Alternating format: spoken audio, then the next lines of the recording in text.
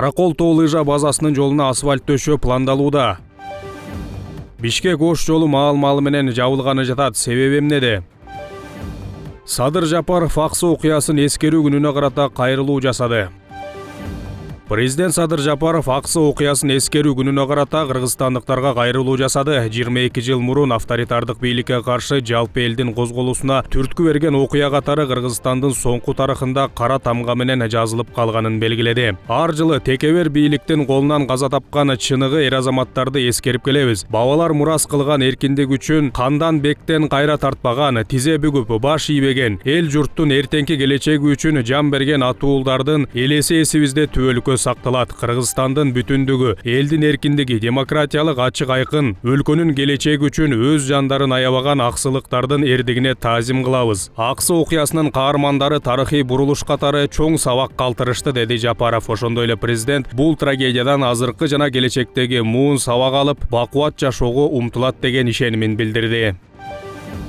Ошондой эле өлкө башчы Кыргызстандын футбол боюнча курама командасынын башкы машыктыруучусу Штефан Тарковичке атасынын дүйнөдөн кайткандыгына байланыштуу көңүл айтты. Орду толгус оор жоготуңузду терең бөлүшөм. Бала кезиңизде спортко болгон шык жөндөмүңүздү байкап, келечекте белгилүү футболчу болуп чыгышыңызга атаңыздын салымы чоң экенин жакшы билебиз. Жогорку деңгээлдеги футболчу машыктыруучуну тарбиялаган атаңызга терең таазим этип, ушундай азалуу күндө дагы кыргыз элинин үмүтү болгон улуттук курама команда менен чогуу болгонуңузга ыраазычылык билдирем. Футболчуларыбыз алдыдагы оюнга даярданып жаткан учурда тагдырдын оор сыноосуна карабай, улуттук курама менен бирге болуу чечимиңизди футболчуларыбыз да, спорт күйөрмандар да, жалпы эле кыргыз эли жогору баалайт деп бекем ишенем. Башкы машыктыруучунун мындай мамилесин түшүнгөн футболчуларыбыз алдыдагы мелдеште татыктуу оюн көрсөтөрүнө үмүт артам, деди өлкө башчы. Белгилей кетсек, Кыргызстандын футболчулары Кытайдын Тайбэй курама командасы менен беттешүүсү күтүлүүдө. Каракол тоо лыжа базасына бара турчу унаа жолго асфальт төшөө пландалууда. Бул тууралуу Транспорт жана коммуникациялар министрлиги маалымдады. Билдирүүгө ылайык, министр Тилек Текебаев Ысык Көл облусуна болгон иш сапарынын алкагында тоо лыжа базасына бара турчу жолдун абалы менен жеринен таанышты. Президент Садыр Жапаровдун тапшырмасы менен алдыда бул жолду оңдоп асфальт төшөө пландалууда. Ошондой эле тротуар жана веложол куруу иштери ишке ашканы турат. Азыркы учурда жолду изилдөө иштери башталды. Белгилей кетсек, буга чейин жергиликтүү бийликтин карамагында туруп 2023 жылы министрликтин балансына өткөрүлүп берилген соң шагыл жол түздөлүп, тегизделип жана кышында кардан тазаланып турду. Министрлик 7 дубанда жайгашкан жаратылышы кооз жерлерге жете турчу жолдорду оңдоо жана кышкы кармоо иштерине өзгөчө көңүл бурууда.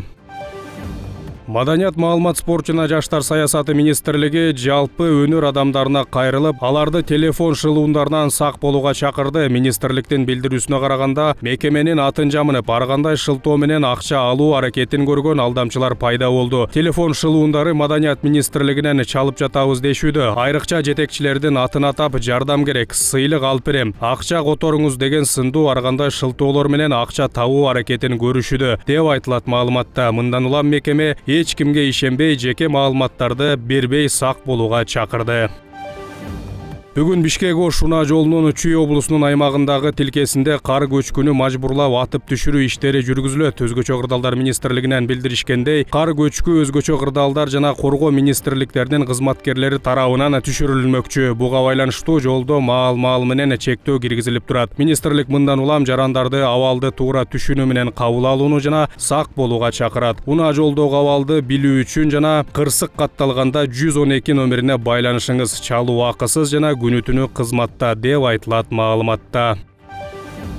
Бул жумада кыргызстандыктар үчүн узак дем алыш күндөрү болот. Эмгек, социалдык камсыздоо жана миграция министрлигинен билдиришкендей, жарандар 21-нен 24 мартка чейин эс алышат. Нооруз майрамы бейшемби күнгө туш келгендиктен министрлер кабинети 22 мартты иш күнү эмес деп жарыялады. Ал эми 22 марттагы жумуш күнү 8 апрелге жылдырылды.